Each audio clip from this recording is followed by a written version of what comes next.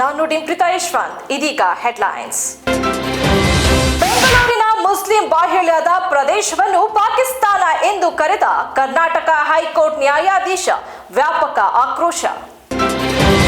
ಎತ್ತಿನಹೊಳೆಗೆ 508 ಎಕರೆ ಅರಣ್ಯ ಭೂಮಿ ನೀಡಲು ಶೀಘ್ರವೇ ಕೇಂದ್ರಕ್ಕೆ ಪ್ರಸ್ತಾವನೆ. ಸಚಿವ ಈಶ್ವರ್ ಖಂಡ್ರೆ.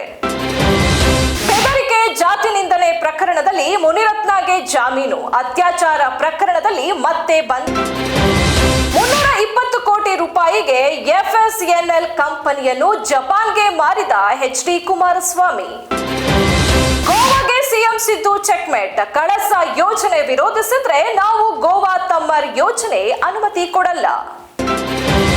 ಕುಮಾರಸ್ವಾಮಿ ಯಡಿಯೂರಪ್ಪ ವಿರುದ್ಧ ಭೂ ಕಬಳಿಕೆ ಆರೋಪ. ಕೆಪಿಸಿಸಿ ಕಚೇರಿಯಲ್ಲಿ ದಾಖಲೆಗಳನ್ನು ಬಿಡುಗಡೆ ಮಾಡಿದ ಸಚಿವ ಕೃಷ್ಣೇ ಬೈರೇಗೌಡ. ಶನಿವಾರದಿಂದ ತುರ್ತು ಸೇವೆ ಆರಂಭಿಸಲಿರುವ ಕೋಲ್ಕತ್ತಾ ಕಿರಿಯ ವೈದ್ಯರು. OPDಗೆ ಬರದೆ ಪ್ರತಿಭಟನೆ ಮುಂದುವರಿಕೆ.